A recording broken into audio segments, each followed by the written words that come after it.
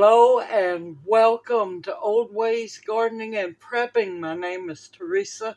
I would like to welcome you each into our kitchen this evening where I'm going to have fun putting up some peppers. Now, we have a hard frost coming tonight and the next 2 nights, and I know a lot of people are getting all what they can down this area out of the garden. So, with that being said, I was blessed with a bunch of peppers, some of them hot, some of them not.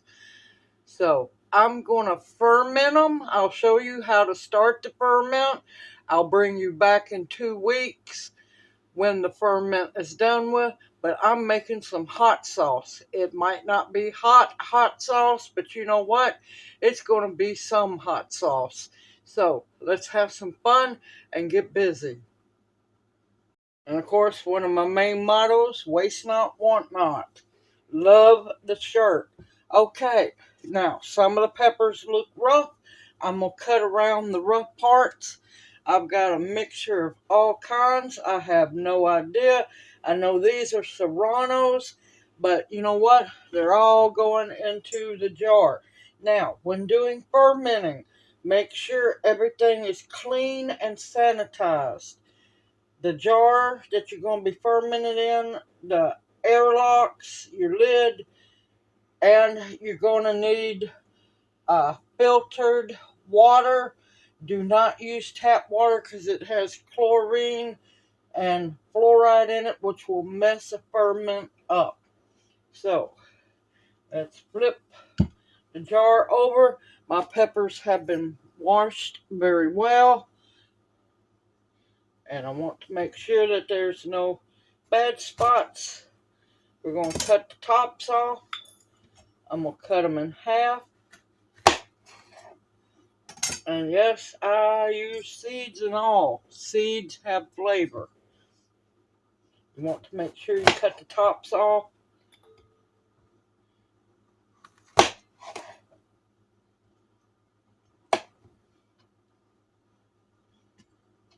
Now, I won't be wasting these peppers because I'm going to puree them.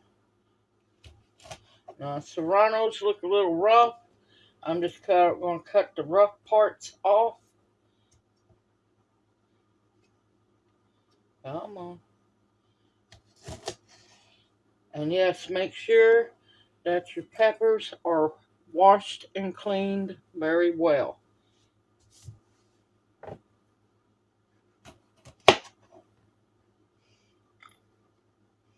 I'm hoping to get this jar completely filled, and you want to cut your peppers in half so there's no big air pockets.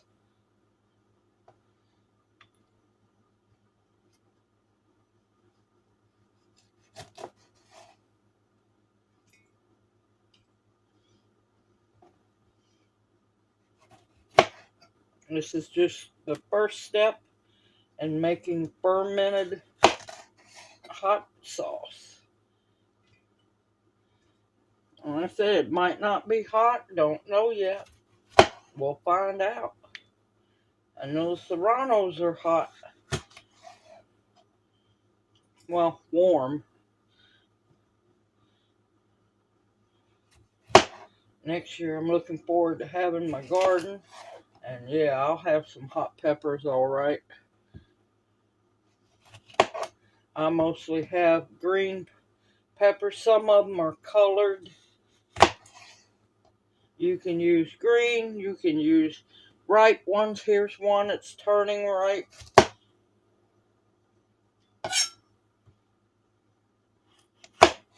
Just want to make sure that the inside has no bad spots. Get that bloom end off.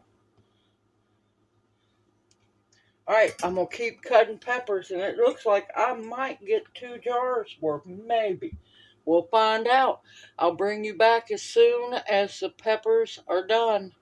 Okay, I was blessed. I'm going to have 2 jars of peppers to ferment. So, in this jar is a quart of filtered water from my Berkey.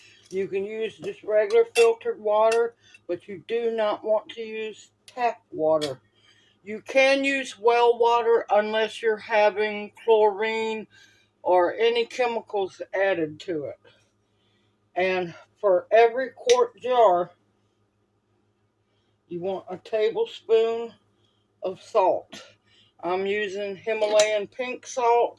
You can use Redmond's Celtic sea salt. You can use regular sea salt.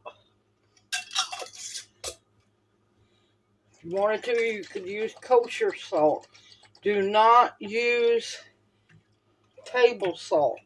One, it's bad for you, very bad for you. And two, it has iodine in it, which will mess up anything you ferment or pickle. Make sure what the salt you use does not have iodine added to it. And you want to get your salt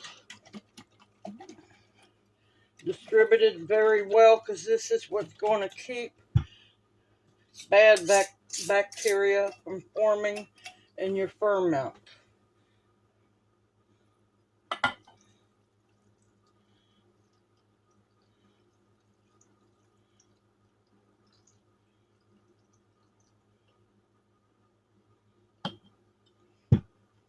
And which I knew I was going to need more, so I raided the Berkey.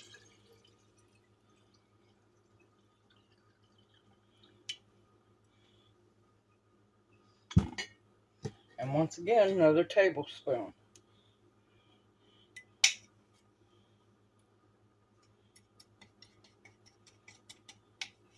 Always a tablespoon per quart jar. This first jar I'm fermenting in is a half a gallon jar.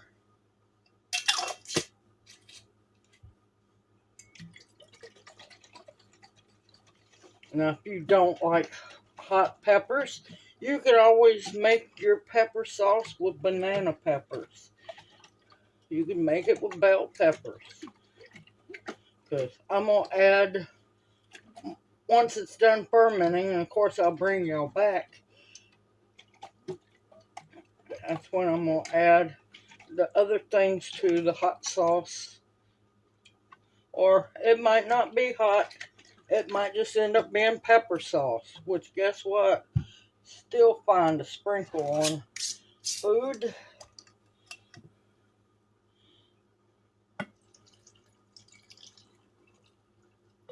Okay. Now, I have my handy dandy chopstick. The dreaded chopstick, y'all. You want to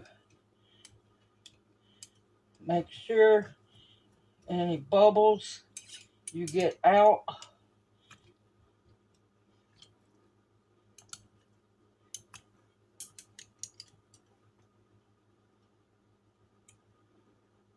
Of course, make sure your hands are clean.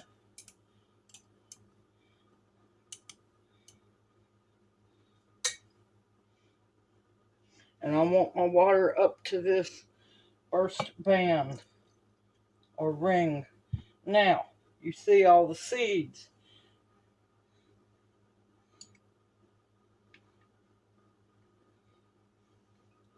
I want to get as many of these floating seeds out. This is going to take a little while. I'll bring y'all back. Okay, got most of them. Now, as your peppers ferment, you're going to have to scoop more seeds out. The reason I leave the seeds in as many as I can, because a lot of time that's where your flavor and your heat is. And you're going to need to use a weight, because you want to make sure those peppers stay under that brine. And like I said, there'll be more seeds that float to the top, not all of them. And you just take them out.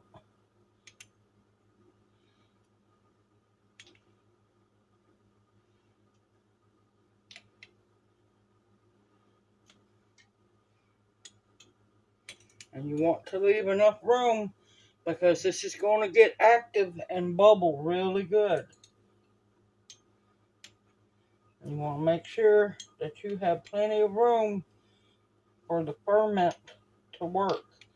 And the reason why I ferment the peppers is it makes a healthier hot sauce or pepper sauce. It has so many wonderful microorganisms in it that are good for you and for your gut health.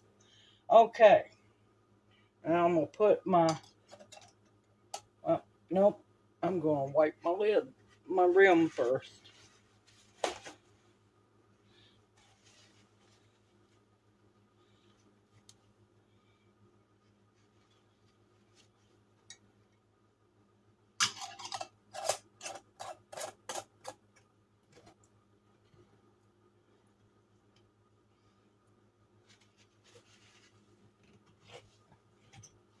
Okay.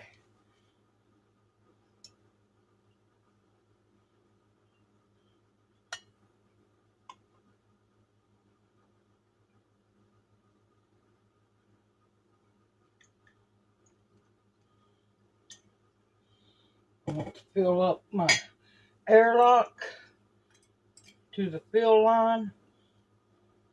Put the little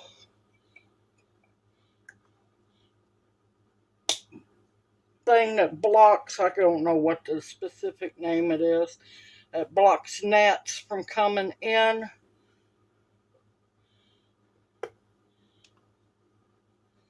And there we have jar number 1.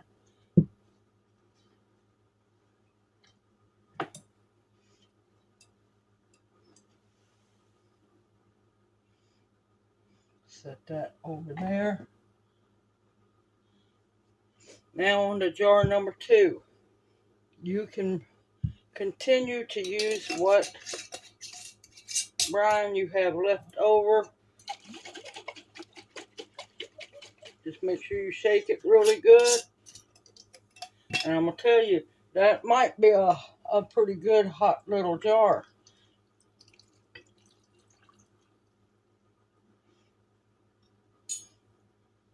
Alright, I'm going to have to make up another quart. But I know I'm going to have a lot of brine left over. But you know what? That's okay because, well, I'm still going to mix it up. Because I got to add more water into the Berkey. I emptied that baby.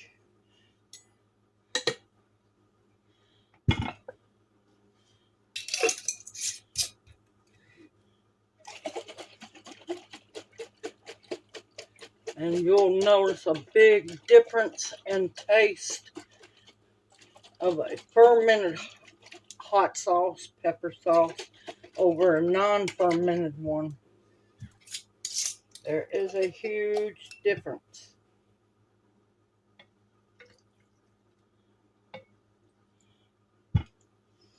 And of course, chopstick to make sure that no air bubbles.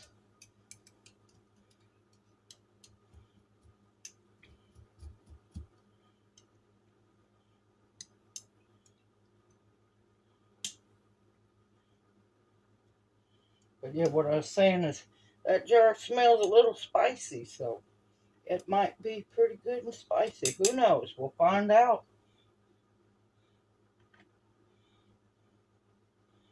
And this is what you have to be careful about.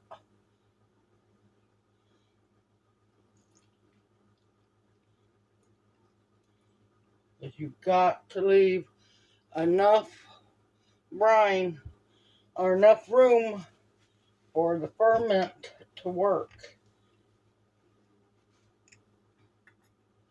You don't leave enough room in your jar, it will bubble over and out of your airlock and make a big old mess. Oh, these smell good, y'all. I might end up with some hot sauce. Who knows? We'll find out.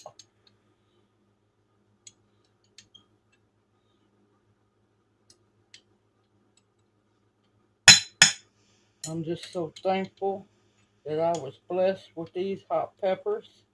I've been wanting to make me some fermented hot sauce for a while.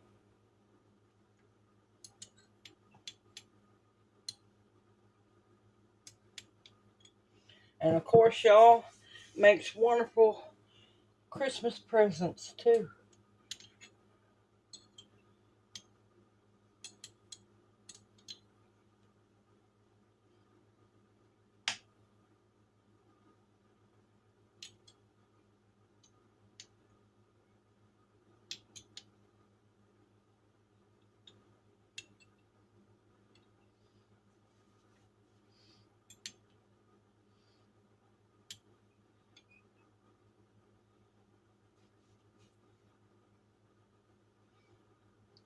I'll bring you back when I get these seeds out. Okay, I got most of the big seeds out.